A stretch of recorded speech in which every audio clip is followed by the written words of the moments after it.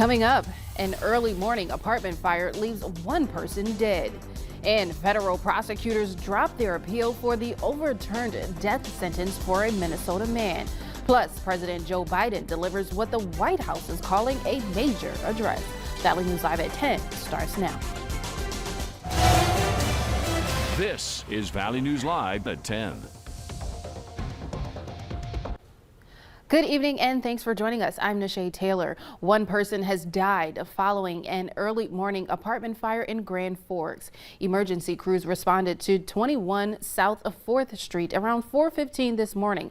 On arrival, smoke was seen coming from an apartment above the Sletster's Food and Brew restaurant. Once firefighters entered the apartment, the deceased victim was found inside. The identity of the victim has yet to be released and the cause of the fire is still under investigation. The Grand Forks Police Department is encouraging anyone who may have witnessed this incident to contact them at 701-787-8000. And the Fargo Fire Department responded to a fire at a 3-story apartment building on 42nd Street South around 1 a.m. this morning. When fire crews entered the building, they encountered heavy smoke and heat. Authorities say there had been a significant kitchen fire that had put itself out due to the lack of oxygen. No one was injured, but a dog found in the back bedroom was rescued. The animal was not harmed. It's estimated the fire caused about $10,000 in damages. At this time, the cause is still being investigated. A North Dakota man has died following a boxing match in South Dakota.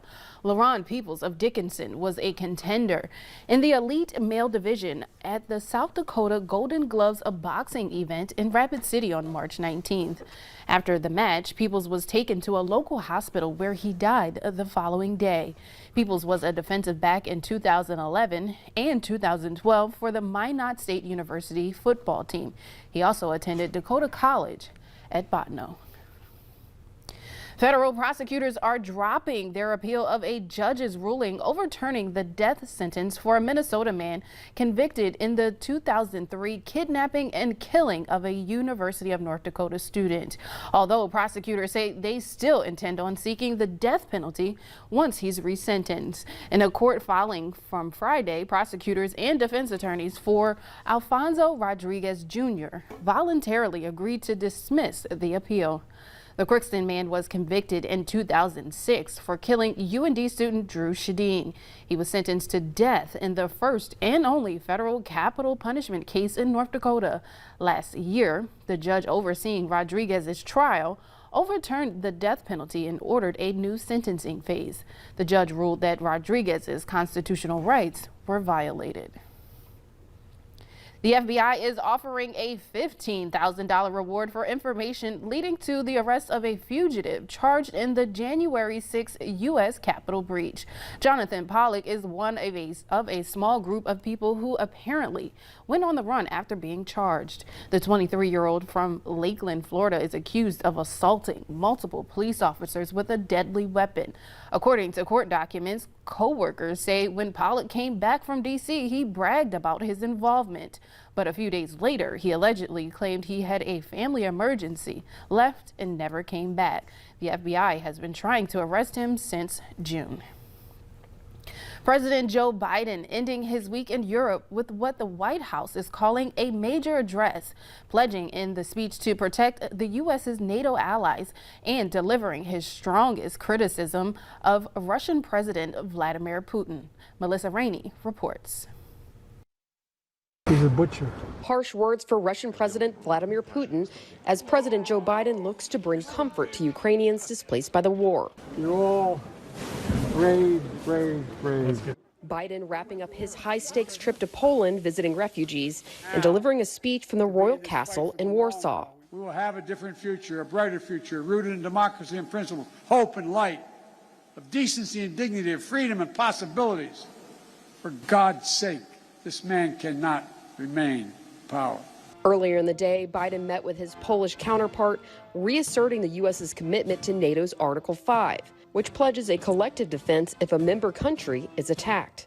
America's ability to meet its role in other parts of the world rests upon a united Europe and a secure Europe. Just 250 miles away in Lviv, Ukraine, Russia continues its assault. Missile strikes in the previously relatively untouched area, burning a fuel storage facility and significantly damaging infrastructure, according to the mayor. And in the capital city of Kyiv, volunteers of the Ukrainian Territorial Guards work to protect their home. This is a really strong city with strong citizens. President Biden praising the will of Ukraine.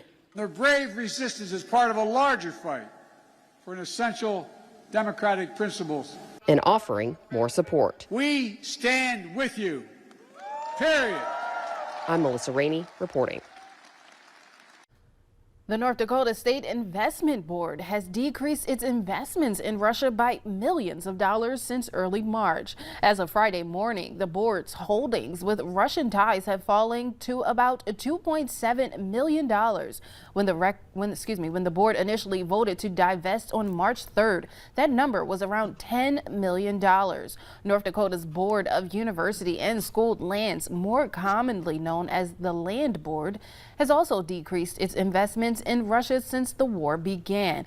Earlier this month, they announced the Land Board's investments fell from about $29 million to roughly $4 million.